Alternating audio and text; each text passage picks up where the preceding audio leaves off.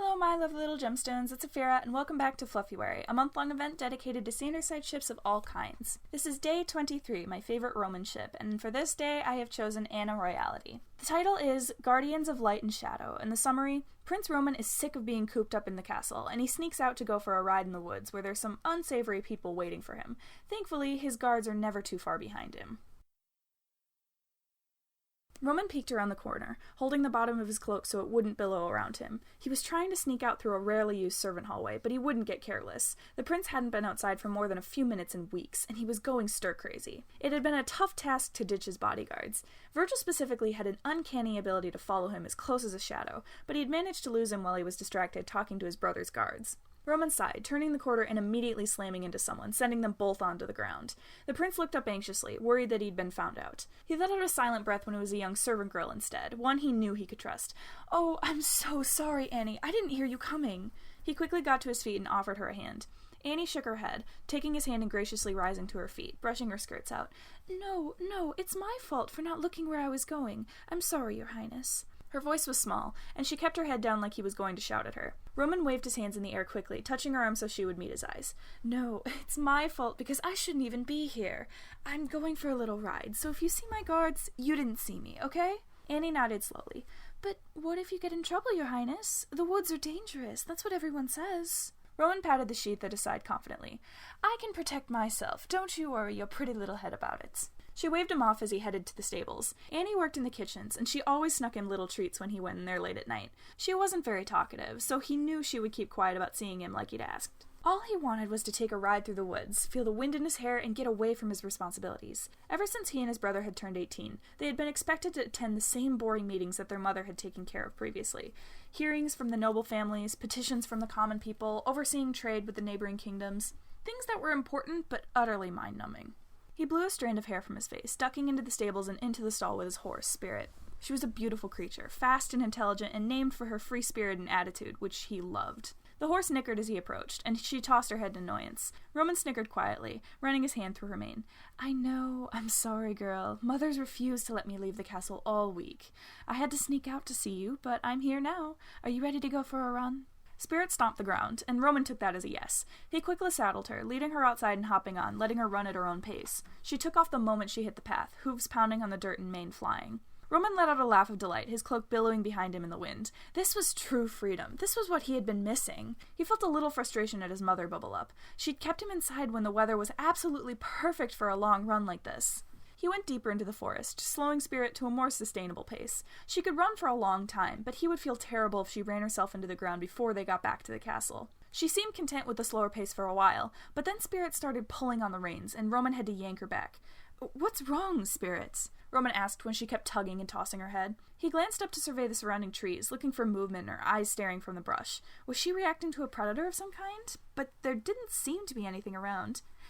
"Help! Please help me!" The prince gasped at the frantic scream. It sounded like a little girl, and it was coming from further up the path. He nudged Spirit forward, but she threw her head back and stomped at the ground, refusing to move.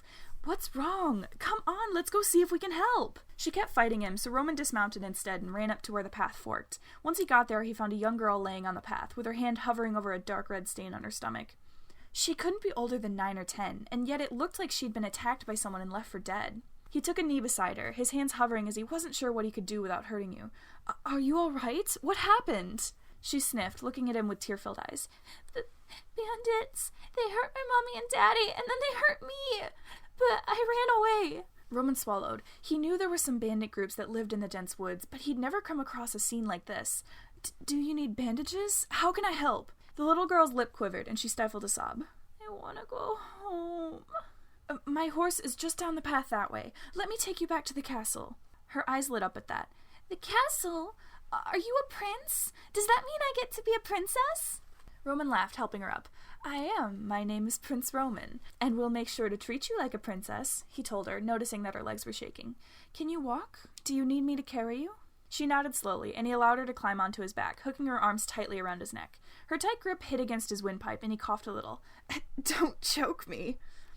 "Oh, I'm sorry." The girl apologized, and she did shift her arms, but her new grip was just as tight against his neck, and he couldn't quite breathe. "Sweetie, please, I can't breathe." Roman cried, reaching an arm up to tug at hers. His fingers slipped against her arms. She wasn't letting go.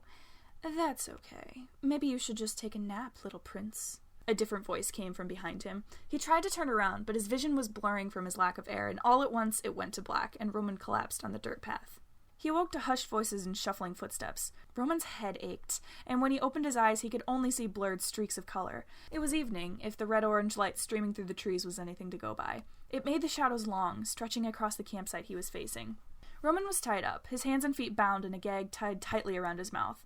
He was propped up against a tree, and when he tried to shift his legs, they erupted with painful pins and needles, and he whimpered, "Oh look, our honorable guest has awoken." Roman groaned as the loud voice sent a stab of pain through his temple. Two figures approached him from a nearby tent, one tall and bulky, and the other small and bouncing on their toes. "It's not polite to sleep while you're meeting with people. Haven't you learned that already, prince?" His title was spat at him like the word itself was poisonous. Roman squeezed his eyes shut to try and clear his vision, but he could only see vague blocks of color. "Don't worry your pretty little head, your highness. We've got you on some nice medicine to make sure you stay nice and calm and don't try anything. But it's all right. We're not going to hurt you. You're much more valuable to us alive, after all." Roman heard what he was saying, but his foggy mind couldn't understand what was happening. Who were these people? Why were they doing this to him? And what had happened to that little girl on the side of the road? "Your chivalrous nature has failed you this time, little prince. My girl read you like a book in 2 seconds. Then the smaller of the two figures got closer to him, and he was able to blink away the fog to recognize her. "You!" He tried to shout through his gag, and the girl seemed to understand. She smiled widely, giggling. "Did you like my acting? I've been practicing. Dad says my idea for the fake blood was great." Roman couldn't tell if she was mocking him or actually being serious, because the man in front of him, he assumed he was the father in question, laughed heartily. "My brilliant little girl. Why don't you go help your mother with dinner and tell her all about your day?" The young girl grinned, nodding and bouncing off towards the large fire in the center of the camp. Roman shrunk back as the energy around the large man changed, and he was suddenly glowering down at him. "My little girl spent a lot of time cooking up her little scheme to get you, and it would make her very upset if all of her efforts went to waste. So you're going to be a good little captive prince and do what I say, right? You wouldn't want to make my baby cry, would you?" Roman frantically shook his head, agreeing to do whatever he needed to do. His heart was pounding out of his chest and there were tears building in his eyes, but he would not let himself break until this man walked away. Then there were screams from further in the camp, and the large man whirled around to see what the commotion was about. Roman's eyes were burning and blurry from tears, so he couldn't see what was going on, but what he heard made him want to cry for a different reason. "The shadows! The shadows are moving!" As his captor ran towards his comrades to see what was happening, there was a gentle hand on his shoulder from behind him, and a familiar voice spoke beside his ear. "Please close your eyes, your highness." Roman did as he was told, turning his head away from the campsite and squeezing his eyes shut. Even doing that, the searing light that erupted from the center of the campfire burned through his eyelids and left him seeing stars. There were screams from ahead of him, but they quickly died off as the light faded. "You can open your eyes now, my prince." Roman blinked them open slowly, whimpering in pain as the ropes and gag were cut from him. He sniffed, throwing his arms around his savior and sobbing into his shoulder. Patton held him tightly, letting Roman calm down as Virgil emerged from the other side of the campsite. The bandits that had been wandering around the camp were now lying still on the ground, unconscious from either Virgil's shadows or Patton's light attack. "I'm sorry. I just wanted to ride Spirit. I didn't mean for this." "Shh, it's okay. It's okay. You're safe, and that's what matters. Spirit is all right, too. We found her on the trail." Patton hushed, rubbing Roman's back slowly. "You're lucky I decided to track your shadow today, your highness. Why did you leave us behind? If you wanted to go out, we would have come with you." Patton glared a warning at him, but Roman sniffed and nodded. I should have. I'm sorry, Virg." Virgil's face softened, and he sighed. "It's fine, Roman. Let's just get you home, okay?" Roman nodded again, looking over at the unconscious bandits laying around the camp. "What about them?" "I'll take care of them. We'll arrest them and try them for abduction and treason." "But there's so many of them." Virgil shook his head. "There's only 10 here, and the rest of the guard should be on their way. Patton, can you please take him back to the castle?" Patton nodded, holding Roman by the arm as they stood up, letting the prince get feeling back in his limbs. "I'm sorry. This is my fault," Roman mumbled, tears pricking at his eyes again. Patton leaned in and kissed him on the cheek, shaking his head. "It's all right, Roman. That's why we're here, to protect you and keep you out of trouble." "We wouldn't have it any other way," Virgil told him lovingly, and Roman's heart overflowed with love for his bodyguards and boyfriends. He was so incredibly lucky to have these two in his life, and he would never take them for granted again. Thank you all so much for listening. Make sure to like, comment, and subscribe to make sure you don't miss the rest of the series. If you like my writing and you want to hear more, you can check out the other videos on my channel, or my AO3 link is in the description if you'd like to read them for yourself. See you next time!